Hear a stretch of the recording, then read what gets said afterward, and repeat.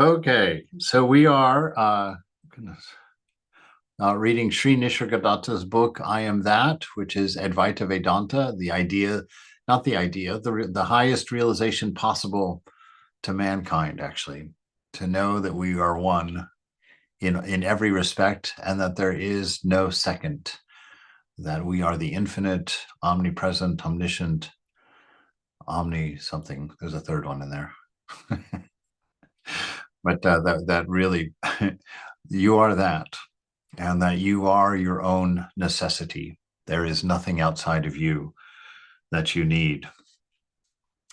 And so we've been talking quite a bit. We've seen that our questioner, it's really part of the trickiness of having a conversation about Vedanta, because there's two things that to have a conversation with about Vedanta that you have to do before you start that conversation. One is you both have to decide where you're going to put the pin in the map. Where at what level are we going to have this conversation, right? Because there's scriptures written to every level of development. And so you have to know where you're at in a truthful way, which is also one of the other dangers, is that we can learn a lot of philosophy without knowing any philosophy, right? Which means that we don't have the experience behind it. We just have an arrangement of philosophical thoughts that we like. And, we have to be careful not to start to think that knowledge, relative knowledge is the equivalent of knowing. It's not. Knowing requires a second step, and that is experiencing so that it's your own. You know it intimately, and it has been mixed in with all of the others, all of the other stuff that is you, all that other knowledge, and has to become fundamental. So we've been talking about how our questioner keeps really trying to, he frames his questions squarely within the dream. There's things in the dream that are only important and significant in the dream. Outside of the dream, they're even nonsensical, or they don't make, they have no meaning at all. And so a lot of times when we talk about spiritual life, we want to know answers to questions that belong to the dream. When we ask questions like, what happens when I realize God? Or what happens after I die? Or, all of those questions that have to do anything with anything that changes. Those questions belong to the dream. And even though the dream may provide a context in which they seem awfully important in the reality, they're not important. And we see that, and actually from outside the dream, many of the things that happen in the dream are nonsensical. But while in the dream, everything flowed just fine. I found that in my younger day when I had a bunch of roommates in college, and I would have some really cool dream, and you can't wait to tell everybody your dream, much to their chagrin at the breakfast table. But you start sharing a dream, and you start realizing you can't give a linear narrative to the dream that you had. That things don't make sense, and there isn't a sense of continuity in them. But while you were in the dream, there was a perfect sense of continuity. And I think that that's very important to understand, because I think this life, which seems so perfectly continuous, a perfect narrative, I suspect, and Sri Nisargadatta has said as much in different places, that this narrative is equally disjointed, but that the mind maintains a narrative that it constantly adjusts in order to account for that, to make everything seem as if it's linear and moving according to, quote, normalcy. So we've seen him fighting with that, because a lot of times his framing his questions is what's getting him in trouble.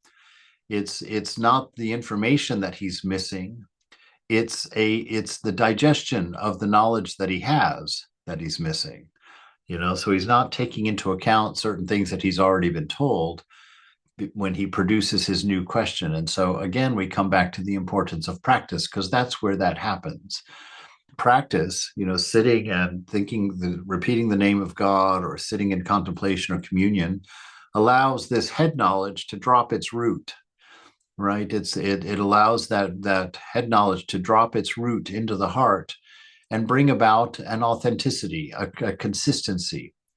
It gets digested. It becomes a part of you as a whole over time. And he's always wanting to know what the experience is of being enlightenment. He hounded on that for quite some time. And the fact that enlightenment is not experience, it's being.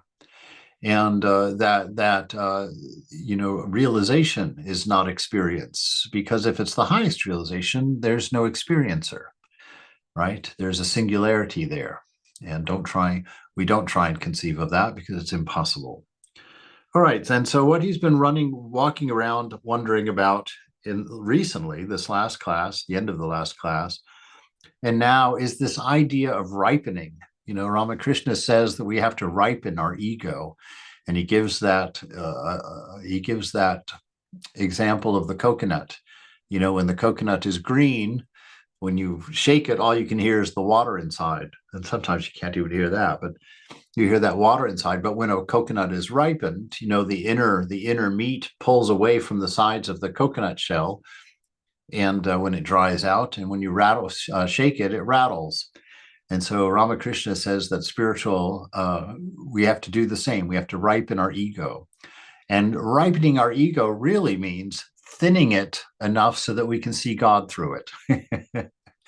Getting it thin enough so that actually the thought of God gets integrated into our sense of ego. So he says what that means is that we take our sense of self, our sense of individuated or a separate self, and we work to merge that with God, in the sense that we become his partner or his friend or his servant or her lover, or as such, that God becomes woven into the fabric of our egoism, so that our egoism can help move us toward that freedom, rather than being strong enough to drag us in the other direction, into being our own glorious lower self. Oh boy.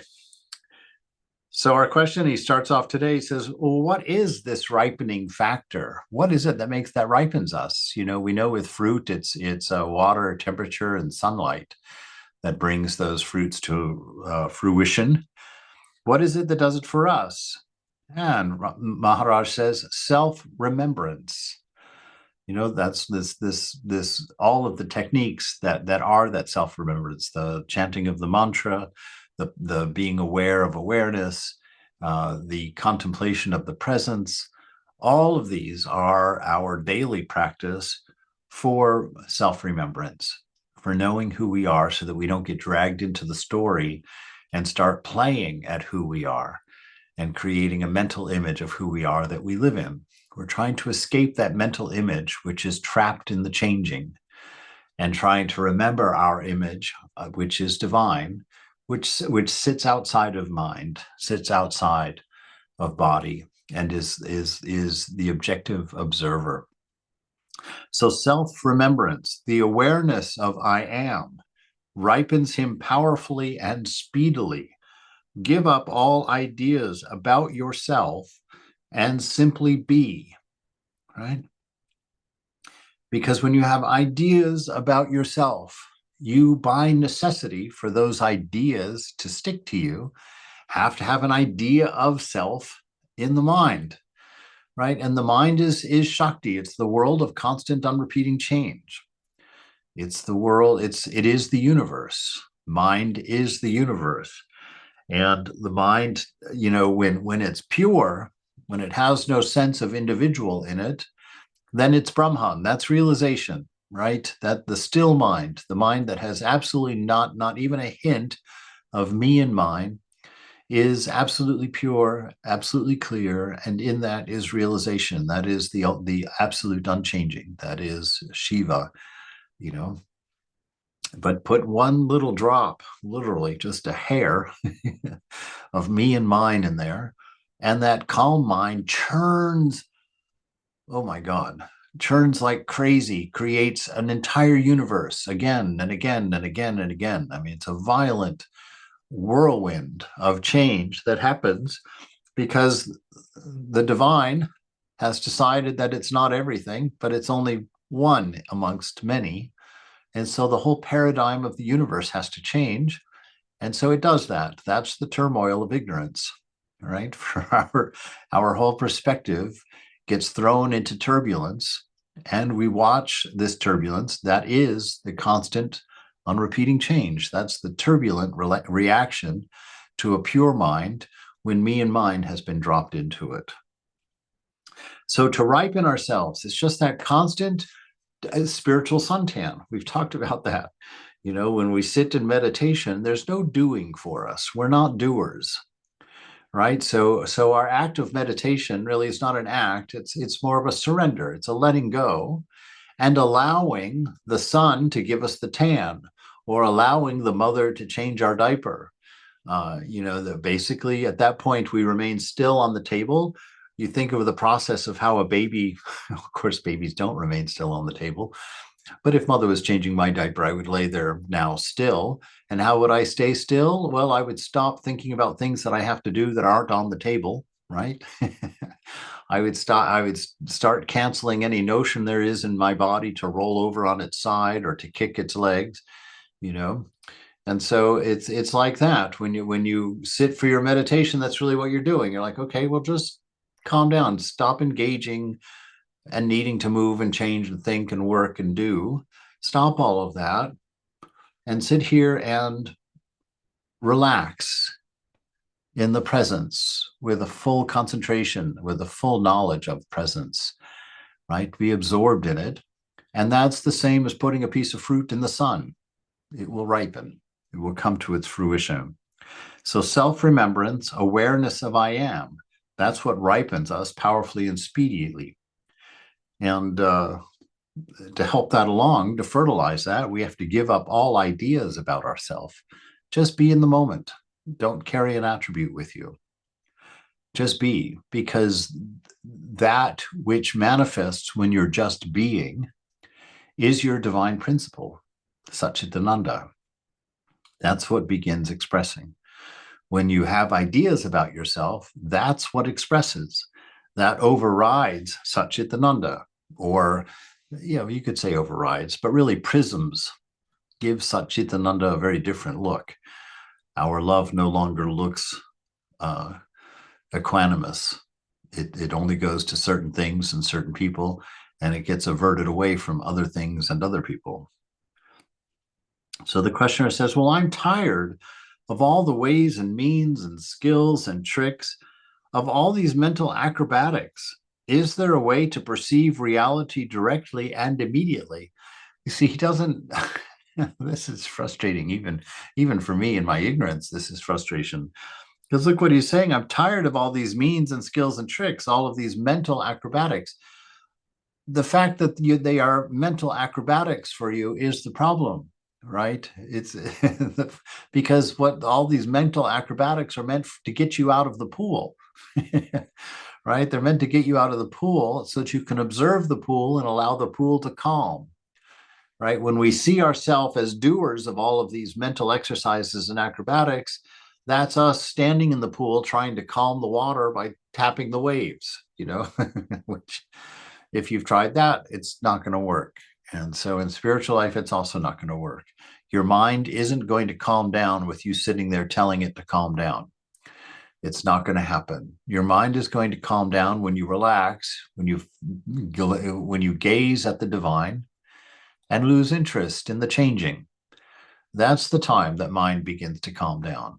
That's when mind begins to steady itself, right? But sitting there trying to control yourself, trying to do this or that or the other is the problem. If you step into mind as the doer, you're just going to churn it up even more, right? When you're wrestling with lust, the thing is not to wrestle with it. You can't sit there and say, oh, don't think of that, because you have to think of that in order to tell yourself not to think of that. It's inherent in the demand, right? So you're not going to get to self-control by demanding self-control. How do you get demanding self-control? Well, you take the mind off of that which you don't want and place it on that which you do want and hold it there. That's how you do it. You place the mind on mother or on your beloved or on your divine ideal, and you hold it there. And whatever was troubling you, whatever lustful thoughts or images or habits or whatnot that were troubling you, will have to diminish.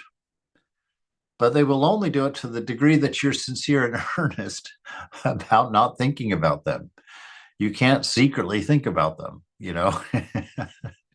You can't say, okay, no, I'm not gonna do that, and then allow little things around to slip in under the door, right? You can't do that. You have to be committed to these things. They're not going to slow down until you really want them to slow down. And that's why we need this one pointedness of mind, right? That's why we need all of our eggs in one basket in that sense, so that we can make sure nothing else slips in. So he's wanting a way to perceive reality directly and immediately. And Maharaj says, stop making use of your mind and see what happens. You see, stop using your mind, stop being the doer, and you won't be experiencing all these gymnastics and acrobatics of mind. Stop making use of your mind and see what happens. Do this one thing thoroughly. That is all, right? So do this one thing thoroughly. And what is that? Stop making use of your mind, which means step back, put your hands up. You're surrendering. So you put your hands up and you take refuge. And all you do is sit there and just hum Mother's name. And I'll tell you, you'll find yourself humming, and pretty soon you're bobbing your head back and forth, and you're tapping your shoulders and you're tapping your feet. And before long, you're dancing like an abandoned fool in ecstasy for love of God, little by little. So stop making use of your mind and see what happens. Just observe. Don't try and poke and change or control. Just observe and learn from everything you see. Do this one thing thoroughly, and that's it. That's his. And really, you see that that's exactly what Brother Lawrence did, right?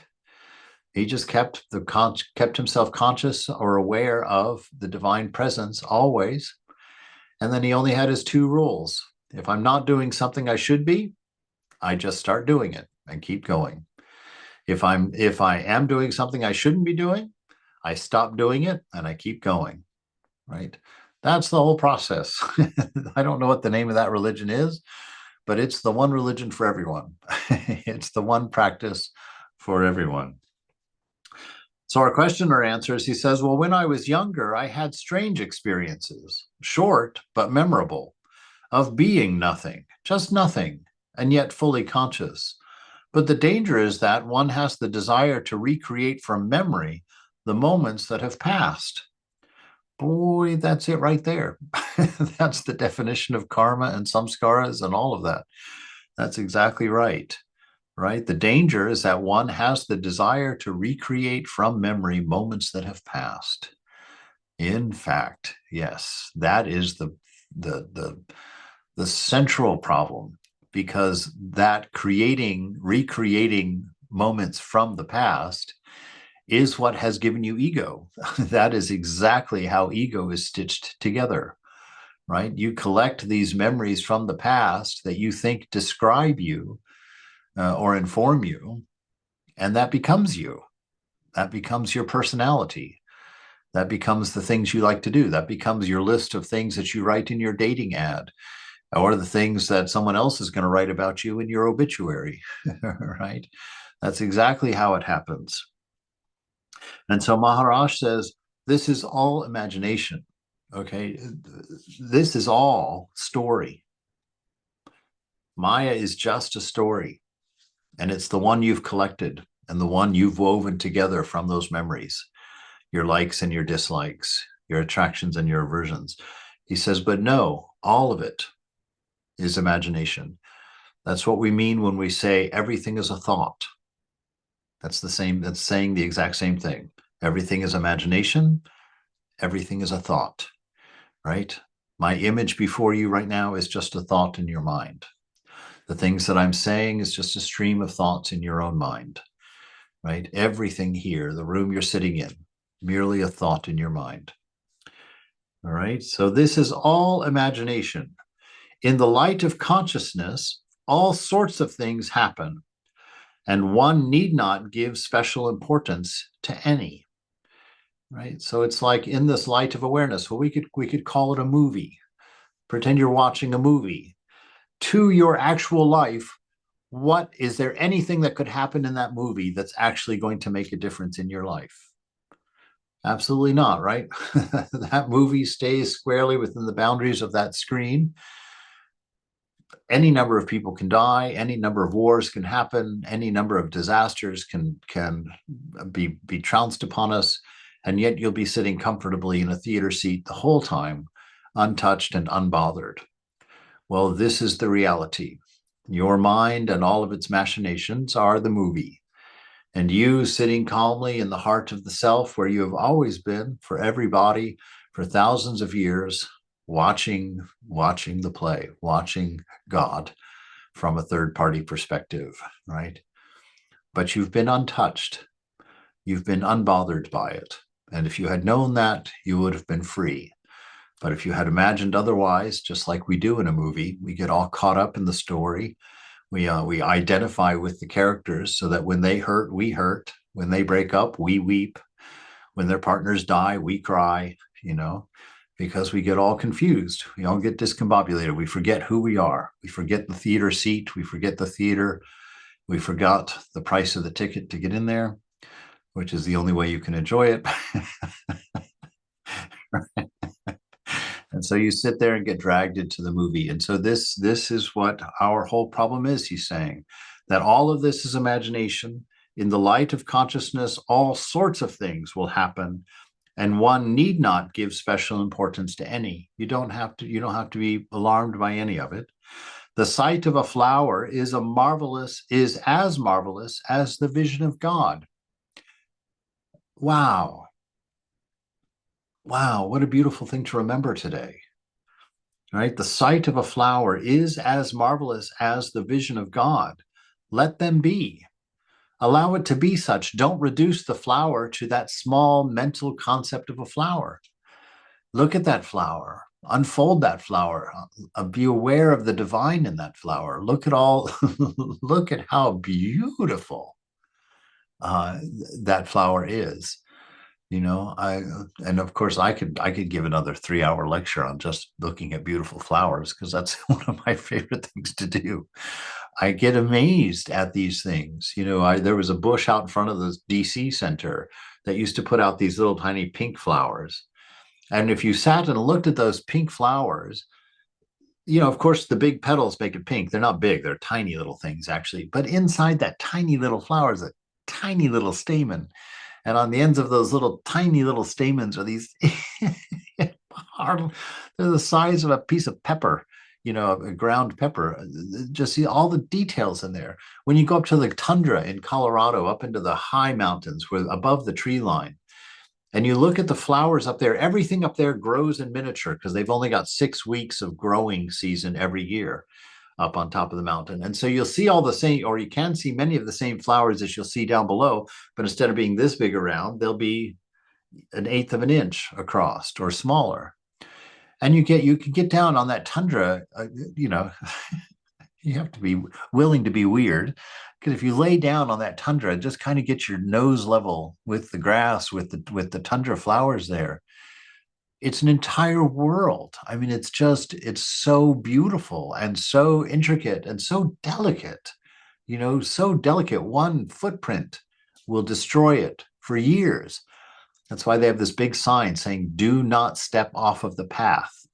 It will take nature at least 5 years to fix that footprint up here under these conditions, so don't do it. So all of this saying what? The sight of a flower is as marvelous as the vision of God to one who knows what they're looking at, right? To one who understands what they are seeing. Because that flower is the same that you will see in the vision of God, because what can that flower be? Can it be anything but God? And not just a flower. This will expand so that every beautiful face that you see is Mother's, is the divine face. You see it and understand it. That's what puts these sages into ecstasy. Normal everyday life, when they see it with that knowledge and allow that knowledge to be, they're not trying to hold on to a body. When they just allow that knowledge to be, that to see what they're seeing, the result of the moment is ecstasy, right? If it wasn't for your ego right now damping down all the beauty around you into a manageable level, damping down all of the sensations around you to a manageable level, if it wasn't for the ego doing that, tapping everything down into a controllable level, you would be in ecstasy right now, right? You would be in ecstasy. The sight of a flower is as marvelous as the vision of God. Let them be. Why remember them and then make memory into a problem, right? This is that thing. I had a wonderful friend who was an artist, and he went on a trip to Vietnam, and he took this long hike through the jungle up to a cave, an old Buddhist cave. And he went into that cave, and there was one very old Buddhist sadhu in there sitting in deep meditation. And he was ecstatic. He just thought, what an amazing opportunity. And he sat in that cave in front of this old Buddhist monk for quite some time. And he said after a while, suddenly there was this big cacophony of noise. And it turns out that there was a parking lot. He had come up, the mountainside, but on the other side, there was a parking lot. And there had been a whole tour bus that had parked there. And all of these tourists got off the bus and came into the cave. And he said every single one of them was looking at the cave through their phones. Every single one of them was filming the experience so that they wouldn't forget it later, but they were exchanging an experience of it now in order to have one on their film for later. And he says, you can't imagine how the energy of that room just sapped out as soon as those tourists all walked in with their cameras like that. And so this is the life that we live. You can go around thinking about keeping memories, all the time. It's like trying to enjoy your vacation when you're constantly thinking about when it's over. Right? Oh, I've got 5 days left. Oh God, what am I going to do today? Oh no, I wanted to make sure to do this. Oh wait, I really wanted to do. Oh, I don't have enough time. Right? It ruins everything. This is the magic of being. Right? This is the magic of being. Stop with the stories. Stop with the quest for results. Stop with the nervousness. Stop with the clinging and clutching and trying to keep things as they are. And allow it to flow. Allow it to flow. Allow it to be. Don't worry about memories. Don't worry about the photos. Don't worry about the collecting. Don't worry about gathering. Just be and enjoy what you're seeing. Enjoy what you're hearing. Enjoy what you're feeling. All from the comfort of the theater seat in the heart, knowing that all is well. I'm unchanged by all of this experience. This is only the manifesting of the most beautiful triad in existence, Satchit Ananda, right? Sit there with that constant knowledge and enjoy your life. And you won't get caught, and you won't be dragged into it, and you won't get mixed up and turned about in all these different ways. So let them be. Why remember them and then make memory into a problem? Be bland about them. Do not divide them into high and low. Do not divide them into inner and outer. Do not divide them into lasting and transient. Go beyond. Go back to the source. Go to the self that is the same, whatever happens. Your weakness is due to your conviction that you were born into the world. In reality, the world is ever recreated in you and by you. See everything as emanating from the light, which is the source of your own being. You will find that in that light, there is love and infinite energy. Okay. I really just want to turn this paragraph into a blanket and wrap it around myself and go back to bed. What a beautiful, beautiful, beautiful summary of what Mother is trying to teach us about life, how to live, right? How to live, how to be, to let go of story, let go of hunger, let go of thirst, come into being, right? And what is there in this? You'll find that in that light of your awareness is a love and an infinite energy.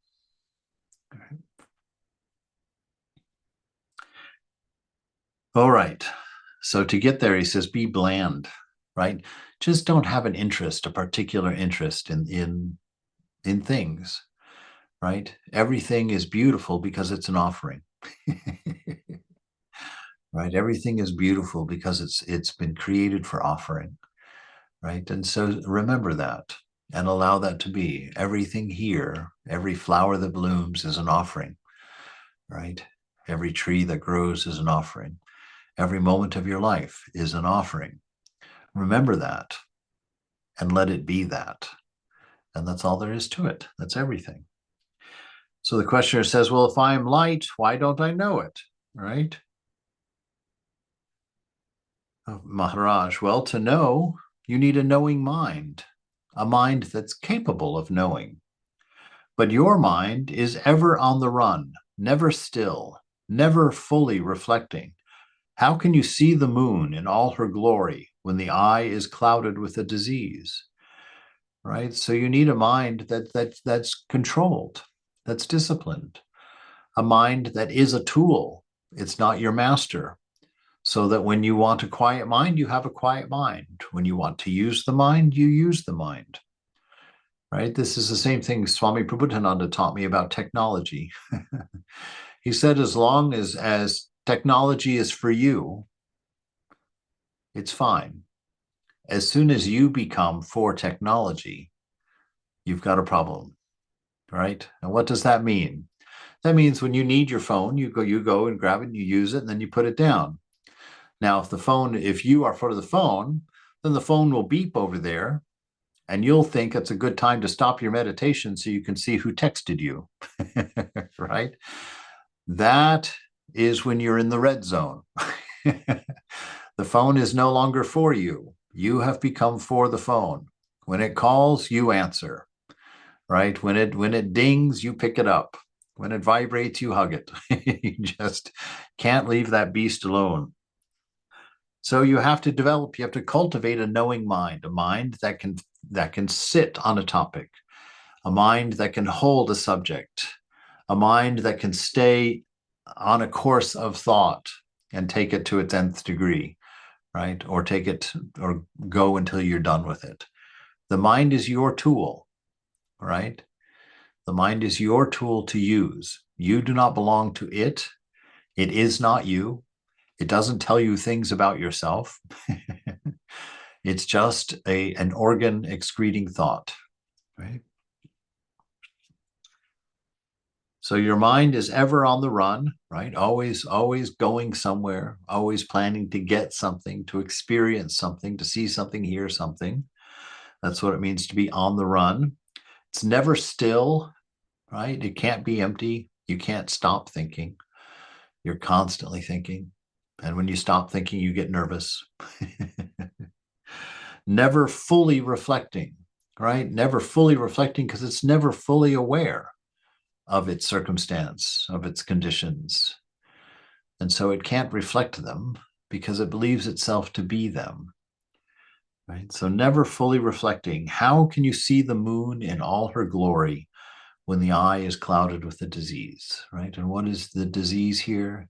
It's me and mine.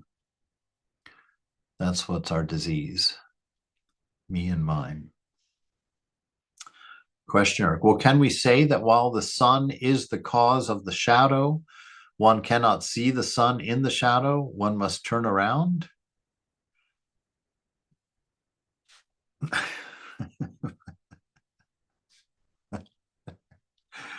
All right. We have to accept this question. All right. I don't. it's interesting. What is it that he wants to know? That's what's making me chuckle. It's like, what does this question have to do with the line of thought that's been happening? Where is this going? Now he's curious because the guy mentioned the sun as a metaphor.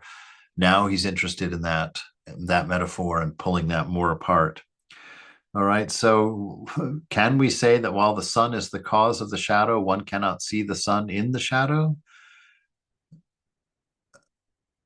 Well, the sun is not the cause of the shadow. Anyway, Maharaj. All right, here, and Maharaj is going to do it. This is great. Again, you have introduced the trinity of the sun, the body, and the shadow.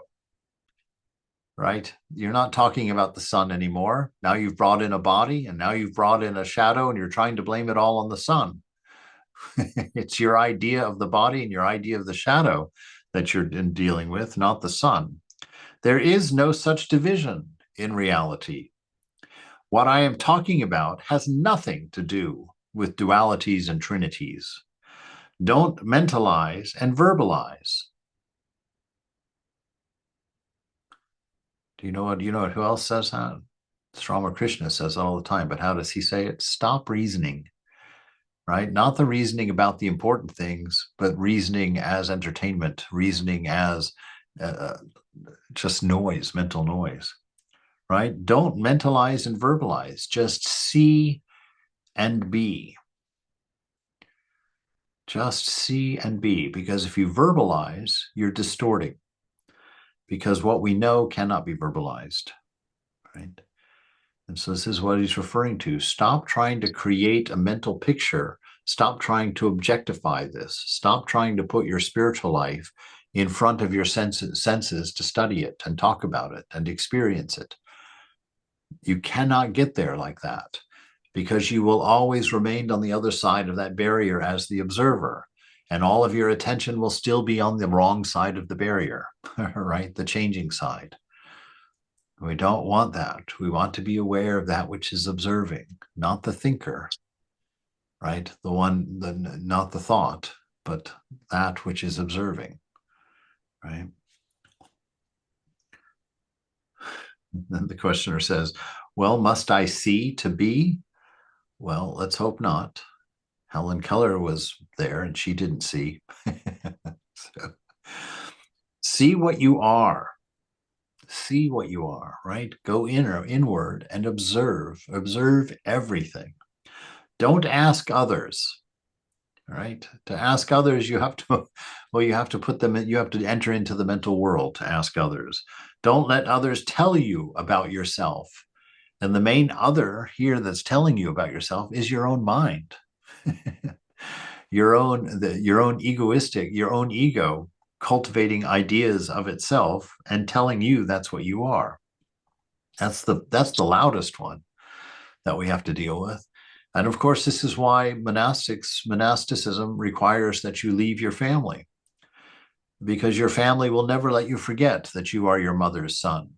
You are your father's son, that you're a Greenway, that we've got this family history. We treat each other like this, right? The family will never is the strongest tie for keeping you in control, right? All you parents, how much control do you try to exert over your kids? And of course, if I'm asking a parent, they're like, well, I don't control my kids at all. I give them free will. I respect them as people. We're friends. We're real friends. And then I go ask the kid, and the kid's like, oh my God. She's standing behind me all the time. She's telling me what to study. She's telling me how to study. She's telling me I'm not sitting right. She's telling me to fix my hair. This is your mind. Your mind is your parent, right? And it's constantly telling you, no, I don't do those things. I don't like those things. I don't want that thing. No, I don't want to do that. I want to do that. Oh, I wish I was over there. Oh, it would be so much more fun if I was finished, right? Your mind is constantly nagging you. So see what you are. Just stop everything, withdraw from it, watch. You'll learn so much. You'll learn so much if you just spend 5 minutes really observing your thoughts and just observing. All the wondering will happen automatically, but the knowing is what's amazing. Don't ask others. Don't let others tell you about yourself. Look within and see. All the teacher can tell you is only this. That's all. That's all Brother Lawrence could teach us. That's all Jesus could teach us. It's all Vivekananda could teach us. There is no need of going from one to another. The same water is in all the wells. You just draw from the nearest. In my case, the water is within me, and I am that water. Right? So this is interesting. You don't need to draw. The same water is in all wells. That's important, right? Humans are humans. The same water is in all wells. Just draw from the nearest, which is you. Just be interested in the nature of this well and how it works. And once you know this well, you're going to know all the wells. And once you see how this is working up here, you're going to know how everyone is working out there, because it's the same water in all the wells. But in truth, the water is within you, and you are that water. So there's no boundaries of egoism. All right. Anybody have a comment about the last little bit? We're starting a new chapter 44 here. Everybody all right with what we've hit on? Yes. It's just so beneficial. Just had to tell you after a care plan meeting. Well, wonderful, wonderful. Excellent. I don't know what to say. That's beautiful. It is. It's, I mean, for me, there's just such a joy that comes alive inside at being reminded of these things, being able to think about these things and to know their truth, after we've been practicing for as many years as most of us have here. You get little pieces. You get enough pieces to make you smile anyway, right? You get it. You gather enough knowledge that, wow, I may not have had the big bang realization yet, but I've certainly enjoyed a lot of pudding, right? I've certainly enjoyed a lot of teaspoons of sweetness from the divine hand. And so it's just a marvel. It is just a marvel that we get to know these things, that we get to come home. Good Lord, Mother could just be playing and just, like when I was finished building my block castle in my playroom, I would knock the whole thing down, just be finished, and walk out. But Mother keeps us around, lets us find her. All right, chapter 4. What's interesting, sort of, is the, your mind can't help you, and yet we put all of our trust and dependency and faith and everything in it, and it can't help you at all. Yes, that's absolutely right. That's absolutely right.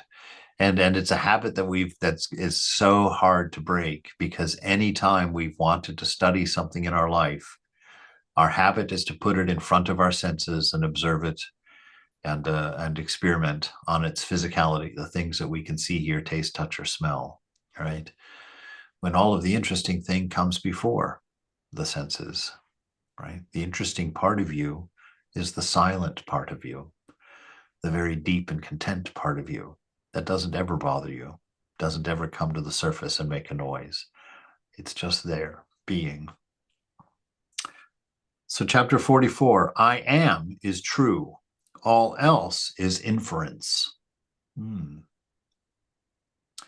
Everything else is inference for that reason that we don't have a direct experience of the reality that we're in. We only get the interpreted experience, interpreted by the senses, projected by the mind, and then we get it. All right. So the experience, the senses create the experience. The experience gets organized in the mind, and then it gets presented to me as the experience. Maharaj, the perceiver of the world, is he prior to the world, or does he come into being along with the world? Right? The perceiver of the world, is he prior to the world, or does he come into being along with the world?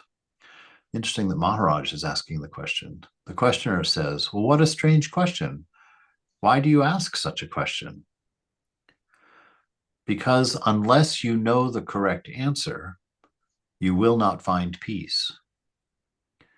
All right, so let's throw that question out. Don't read ahead and cheat. Let's answer this question without looking at what he's going to say. The perceiver of the world, the observer, the witness, is he prior to the world? Right? Or does he come into being along with the world? That makes it easy right there. Because we all know that the isness, the I am, the I is, doesn't have a beginning or end. So it can't have come into being with the world. It would have to be prior to the world, but he is also the world. So he can't be prior to the world, right? So what it is the world prior to itself, meaning that the world at some point, like when Mother says that the Divine Mother gathers everything up at the end, and it comes back to pure potential, right? Everything, everywhere, all at once, kind of idea. So let's see so the questioner is going to say one more thing. He says, when I wake up in the morning, the world is already there waiting for me. Surely the world comes into being first. I do, but much later, at the earliest, my birth. The body mediates between me and the world. Without the body, there would be neither me nor the world. Oof, oof, oof. My goodness, oof. Oof, oof, oof, oof. No, not at all. No, no, no. No, no, no, no, no. Let's let Maharaj answer it here now. The body appears in your mind. All right, there's something to feast on right there. Think about that. Your body appears in your mind. Your body is in your mind. You are not in your body, right? It's in your mind. Your mind is the content of your consciousness, your collection of objects, your collection of thoughts in the form of memory, right? You are the motionless, right? Motionless means not the doer, not the actor. You are the motionless witness of the river of consciousness, which changes eternally without changing you in any way.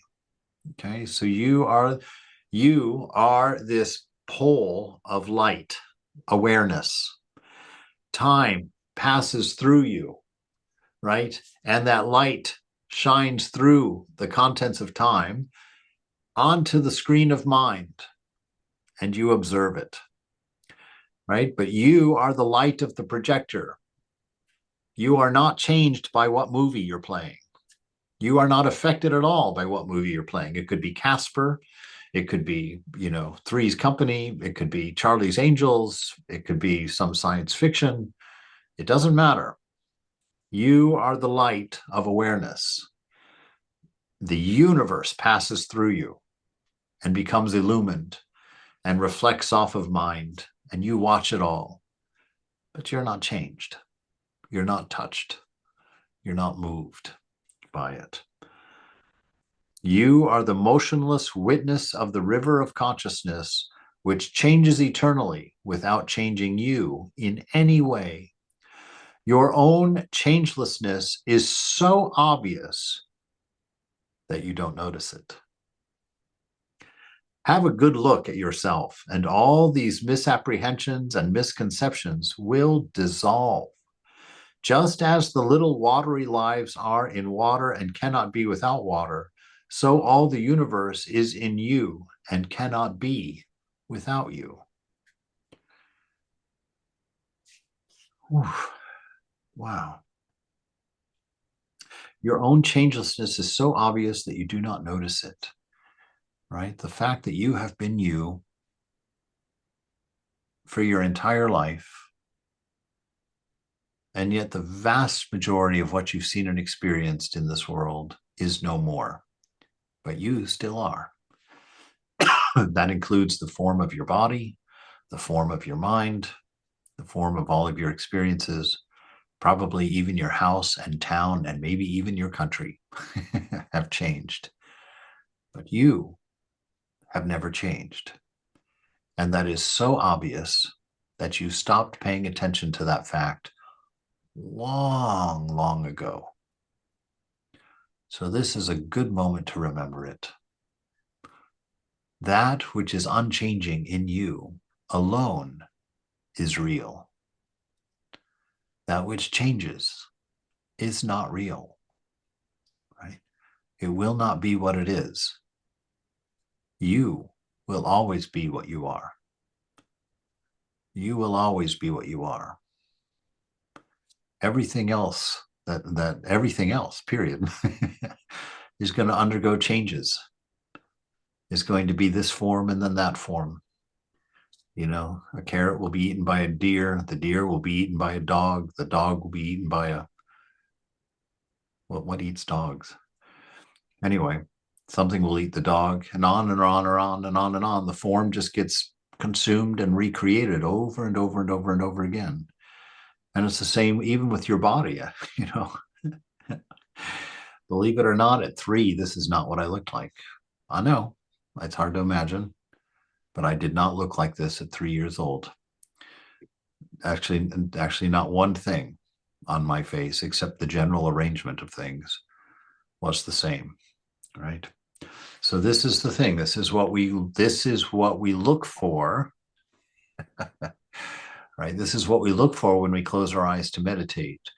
And of course, that's how we spend the first decade, looking for what we're supposed to be meditating on, until we come to realize that we should be being aware of that which is aware, the awareness itself. So we can't look at it, we can't objectify it, we can't put it in front of us.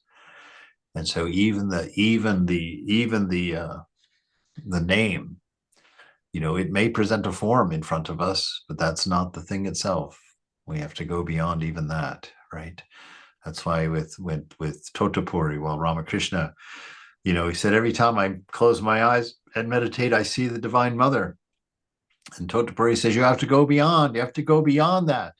And Ramakrishna is like, I can't. She's just there every time I close my eyes. He takes that piece of glass and he shoves it into Ramakrishna's forehead and he says, put your attention here.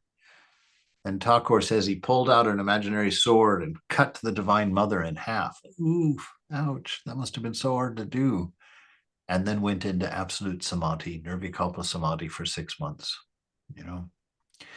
So these things have been demonstrated and have turned out to be true. All right, my goodness, I'm going on forever again.